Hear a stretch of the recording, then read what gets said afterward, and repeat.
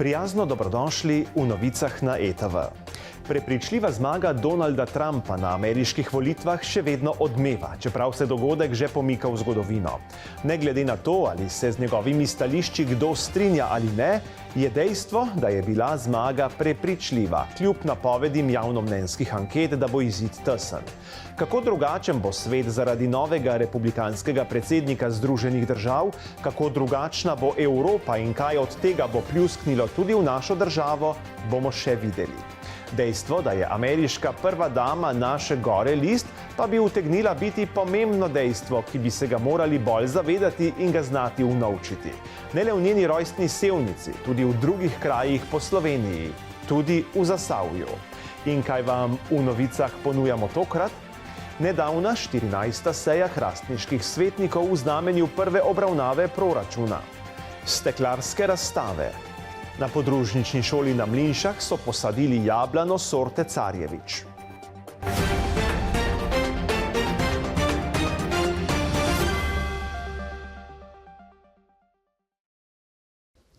Hrastniški svetniki so se včeraj sešli na 14. seji občinskega sveta. Potrdili so projekt revitalizacije Vile Desepi, s katerim se prijavljajo na razpis za pridobitev državnih sredstev. V prvi obravnavi so sprejeli proračun občine za prihodnje leto. S sklepom so tudi formalizirali pobratenje z ukrajinskim mestom Drogobič. Tistim, s katerim so stike navezali nekaj mesecev, preden se je začela ukrajinska vojna in kjer se je sodelovanje spremenilo v humanitarno pomoč. Pomagati nekomu, ki je v stiski, pa je plemenito dejanje. Svetniki so se o pobratenju razgovorili, župan pa zaokroža. Občina Hrastnik je, tako kot številne slovenske občine, že pobratena z občino Raška in tudi en memorandum z Drogobičem smo podpisali takrat na pobudo slovenske vlade, ki je v letu 2021 zbrala med slovenskimi občinami nekaj občin, če želijo sodelovati z Ukrajino. Takrat Ukrajina seveda ni bila v vojni, danes tam divja vojna in jaz mislim, da je bolj kot kdajkoli primerno sklepati prijateljstva ravno v času, ko so nekateri v težkih situacijah. Jaz verjamem, da bo tudi Evropska unija po vojni začela z obnovo in da bodo občine, ki imamo neke partnerske povezave, lahko sodelovale pri nekih projektih, od katerih bojo tudi naše skupnosti imele določene pozitivne vplive. Med občinama obstaja sodelovanje, obstaja prijateljstvo, obstajajo različne povezave. No, vse zadnje je v času njihovega obiska v Hrastniku nastal tudi zelo lep, celo unikaten mural, tako imenovan mural prijateljstva. Vendar je nekaj kritik, nekaj pripomb strani občanov glede urejenosti neposredno okolice tega murala. Kako kot župan na to odgovarjate, kako komentirate? To komentiram seveda kot to, da imajo občani prav, občani imajo vedno prav. Mi začenjamo ravno zaradi tega v mesecu marcu z temeljito prenovo tega območja z komunalno ureditvijo iz sklada za pravičen prehod. Bomo imeli približno 1,5 milijona vreden projekt, kjer se bo uredila tudi dovozi, dostopi v celotno okolico mimo murala in nad muralom se bo uredil tudi podjetniški inkubator. Jaz mislim, da bodo občani čez eno leto začeli opažati vidne spremembe na tem območju, čez 2 leti pa verjamem, da bo območje izgledalo povsem drugače in da bo res v ponos Hrastničanom in Hrastničankam. Moravški župan dr. Milan Balažic je pred 2 dnevoma s podjetjema Godina iz Kozine ter CIT čistilne naprave d.o.o. iz Kopra podpisal pogodbo za nadgradnjo čistilne naprave v Moravčah. Zmogljivost te čistilne naprave se bo s tem zdajšnjih 1000 enot podvojila. Takšne spremembe narekuje urbanizacija občine, ki ima novo športno dvorano in šolski prizidek, gradijo novi dom starejših občanov, načrtujejo pa tudi gradnjo novih stanovanjskih objektov. Temu bo kmalu sledil še razpis za izvajalca izgradnje kanalizacijskega omrežja Češnice pri Moravčah. Z nadgradnjo moravške čistilne naprave bodo začeli še ta mesec. In še druga novica iz Moravč. Tamkajšnji župan dr. Balažic je ločeno sprejel direktorja podjetja VG5 Miho Brlana. Z njim sta se pogovarjala o nadaljevanju gradnje doma v Moravčah, ki poteka skladno z načrtom gradnje. Dom bo po načrtu zgrajen do konca junija prihodnje leto. Sešel pa se je tudi z direktorico Doma starejših občanov v Domžalah, magistrico Natašo Zalokar, kamor bo upravno novi moravški dom starejših tudi sodil. Direktorica je župana obvestila, da bo jeseni prihodnje leto po pridobitvi uporabnega dovoljenja za stavbo doma objavljen razpis za nova delovna mesta v moravškem domu. Hkrati bo vgrajena vsa potrebna notranja oprema. Dom starejših v Moravčah bo začel polno delovati v začetku leta 2026. Javno zdravstvo se otepa s precejšnjimi težavami. Predvsem je prisotno pomanjkanje zdravstvenega kadra, zdravnikov in sester ter drugega osebja. Tudi zdravstveni dom Zagorje pri tem ni izjema. Direktor Aleš Šabeder razlaga, kako se s kadrovskimi težavami spopadajo in kako jih rešujejo. Popolnjujejo ambulanto v domu starejših na Izlakah in šolsko ambulanto. Okrepili so tudi program fizioterapije. Veliko delamo tudi na področju mladih, torej specializantov. Imamo ravno pogovore z 2 specializantkama oziroma z 2 zdravnicama, ki bosta specializirale pediatrijo. Tako da poskušamo na področjih, kjer je kronično pomanjkanje kadra, tudi graditi na mlajši ekipi oziroma na specializantih, ki bodo nekako začeli svoje kroženje v tem okolju in se kasneje tudi zaposlili v zdravstvenem domu. Na nekaterih področjih, predvsem na ambulantni specialistiki, kot je pulmologija, zobozdravstvo in podobno, pa pokrivamo manjko oziroma dodatne potrebe z pogodbenimi sodelavci, tako da smo na področju pulmologije sklenili pogodbo še z eno dodatno zdravnico, tako da imamo v bistvu skoraj vse dni v tednu delujočo ambulanto pulmologije, kar je zelo pomembno, saj so tudi na tem področju zelo dolge čakalne vrste. Imamo, tukaj se moram pohvaliti, eno najkrajših čakalnih dob za slikanje pljuč, tako da prihajajo pacienti z raznimi statusi napotnic od rednih do zelo hitrih k nam v zdravstveni dom na slikanje. Je tudi pomembna dodatna dejavnost za naš zdravstveni dom. Tako da pravzaprav, kot sem že povedal, na nekaterih področjih smo zelo uspešni, na nekaterih področjih pa še iščemo kader. Trenutno imamo v objavljenih nekaj razpisov, iščemo tudi novega sodelavca na področju nujne medicinske pomoči, ali specializanta urgentne medicine, ali družinskega zdravnika, ali pa sobnega zdravnika, čeprav trenutno še zmoremo pokrivati torej urnike nujne medicinske pomoči, vseeno želimo tudi v nadaljnjem obdobju zagotoviti še dodatne kadre na tem področju. Tako da je to nek stalni proces, kadre iščemo preko oglasov, po osebnih stikih, ravno kar smo v pogovorih tudi z eno kadrovsko agencijo, ki nam bo pomagala iskati dodatne kadre nekoliko širše, ne samo v Sloveniji, tako da je to nek proces, ki traja ves čas. V Trbovljah oživljajo stavbo nekdanje Name. Blagovnica, kot se je tudi držalo ime, dobiva novo podobo in vsebine. Objekt, ki je bil pred leti prodajni center, ki je bil znan po vsem Zasavju, je odkupilo podjetje AT Leasing iz Ljubljane.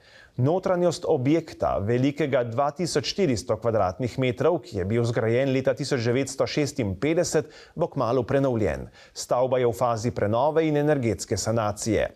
Dobila bo nove napeljave, preuredili bodo trgovske prostore, stavba bo imela dvigalo in novo fasado.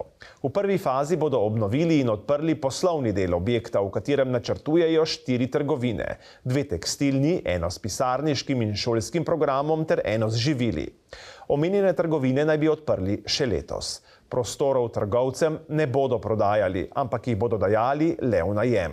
Po prenovi bo v stavbi ostalo le računalniško podjetje RSH, ki je sicer lastnik prostorov, v katerih delujejo. Urejajo tudi prostor za kavarno in slaščičarno v pritličju stavbe. Ob ulici 1. junija bo velika terasa. V drugi fazi pa načrtujejo ureditev 8 stanovanj, velikih od 40 do 75 kvadratnih metrov, ki pa jih bodo prodajali. Povsem prenovljen del, namenjen stanovanjem, bodo kupcem ponudili predvidoma v drugi polovici prihodnjega leta. Dokončana pa bodo predvidoma do konca prihodnjega leta. Nama bo dobila tudi panoramsko dvigalo. Z njim bo obiskovalcem poenostavljen dostop v zgornjo etažo poslovnega dela s parkirišča.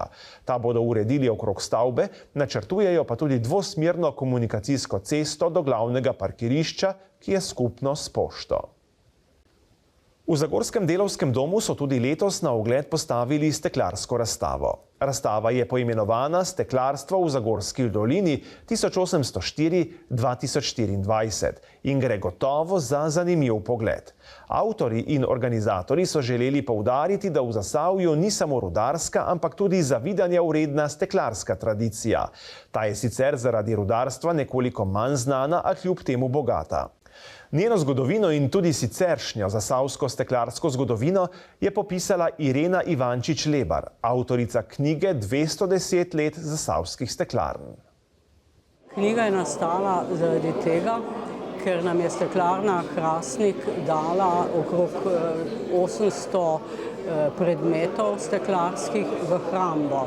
In te predmete je bilo treba najprej vse popisati, poslikati in seveda shraniti. In kmalu smo potem naredili razstavo v Hrastniku iz teh predmetov. No, čez nekaj časa smo pa potem se odločili, da bomo naredili, da bomo ne samo razstavo, ampak da bomo iz vsega materijala, tistega, ki smo ga dobili in tistega, ki sem ga jaz po arhivih potem iskala, da bomo iz tega materijala naredili knjigo. No, in tako je knjiga nastala na podlagi tega gradiva, ampak ker se mi je zdelo smiselno, da bi še ostali dve steklarni zraven dala, sta potem vključeni v to knjigo tudi steklarni Trbovlje in pa Zagorje. Vlado Poredoš, ki ga po večini poznamo kot pevca skupine Orlek, razlaga steklarsko zgodovino Zagorja obiskovalcem in turistom kot turistični vodnik.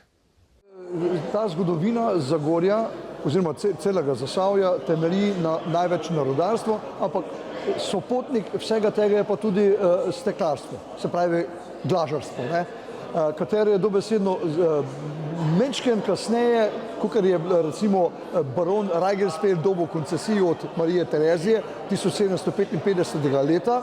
Se pravi, da je tudi glažarstvo nastalo v Zagorju 1804. leta, kar se pravi, da niti ni točna velika razlika in enostavno to je nekje eno sopotje tele zgodovine in enostavno ga tudi moramo zelo tudi obravnavati in tako ga tudi obravnavamo.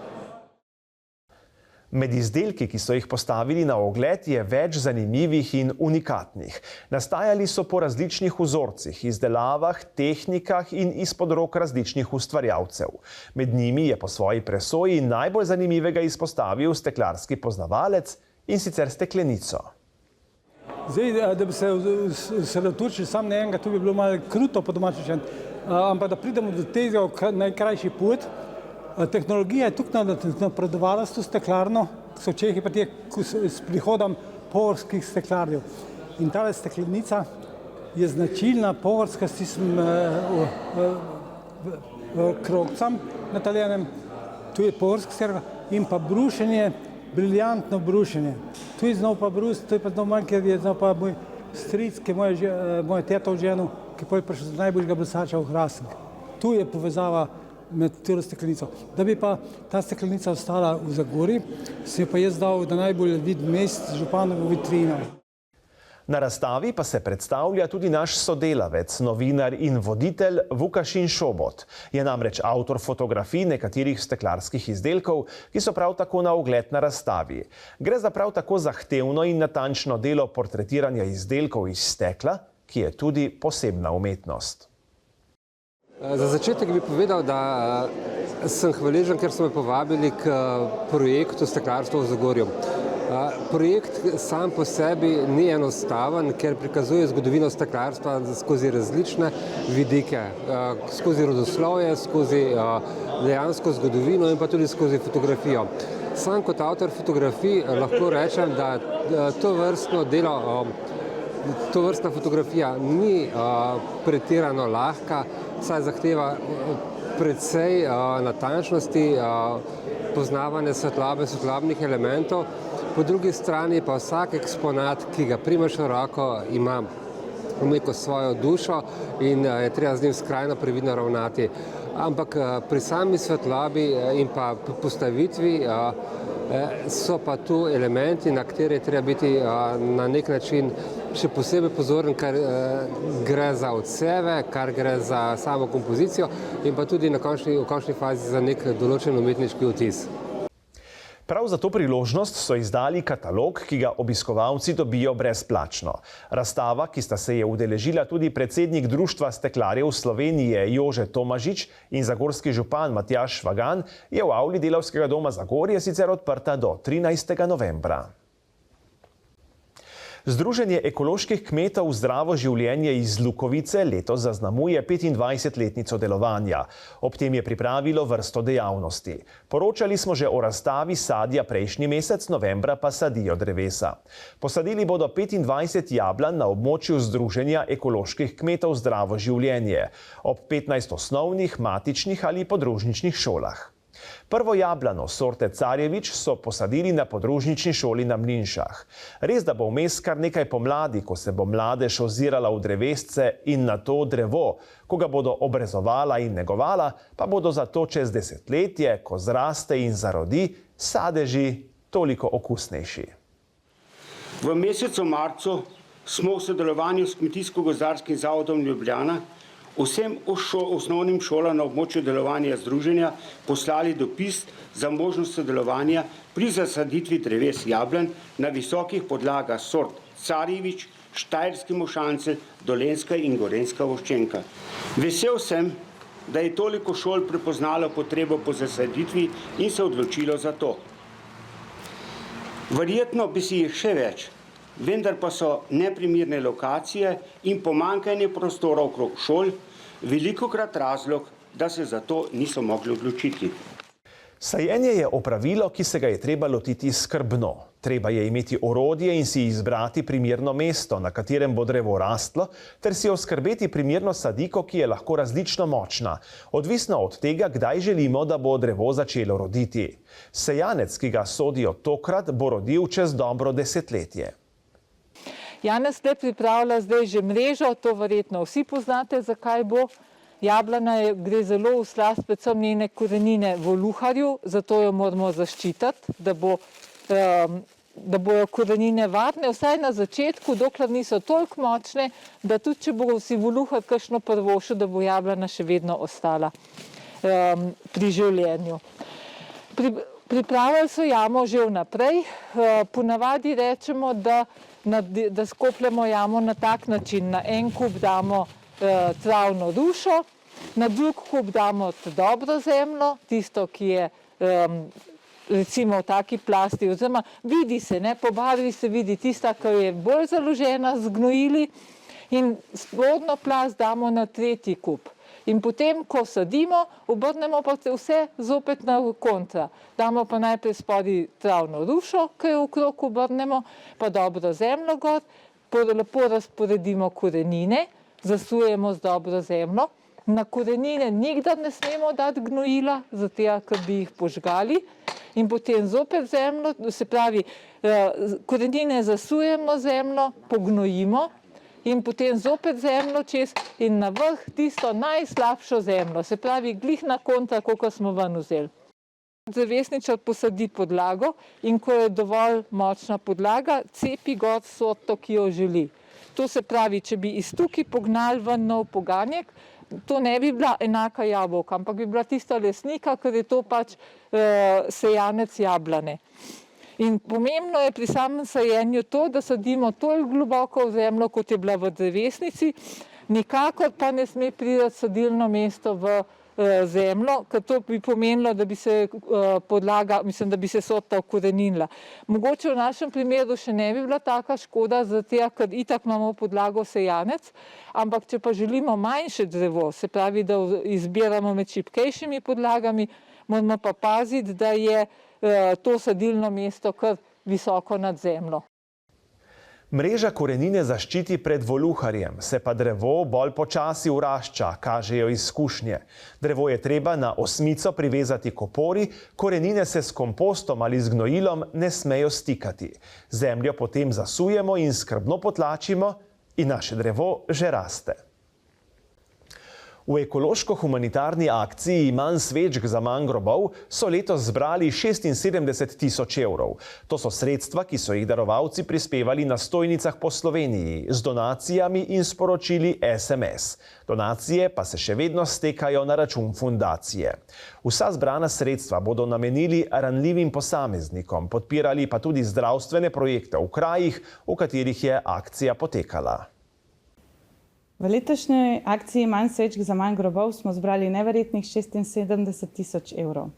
Če pogledamo številke po Zasavju, v Hrastniku smo zbrali 1700 evrov za nakup notranje opreme za zdravstveni dom Hrastnik, v Trbovljah smo zbrali 6200 evrov za nakup posebnega avtomobila za Denisa, v Zagorju smo zbrali 16900 za nakup naprave, ki lajša bolečine za dom starejših občanov iz Lake. Ter v Litiji smo zbrali 13 300 evrov za gensko terapijo za Karolino, za nakup za defibrilator ter družino Debevec. Na tem mestu se iz srca zahvaljujem vsem, ki ste pomagali na stojnicah, vsem, ki ste kakorkoli pripomogli pri naši akciji, vsem dobrim ljudem, ki ste prispevali, ter podjetju Strip za donacijo. Najlepša hvala. Eden zadnjih dogodkov v organizaciji Društva upokojencev Zagorje v okviru praznovanja občinskega praznika je bil kegljaški turnir. Vsakoletna prireditev je potekala v kegljišču nad Centrom za socialno delo. Tokrat so se ga udeležile 3 ekipe. Društev upokojencev Trbovlje, Dol Hrastnik in Zagorje. Tekmovalke in tekmovalce je na začetku pozdravil vodja kegljaške sekcije Društva upokojencev Zagorje Bojan Burja.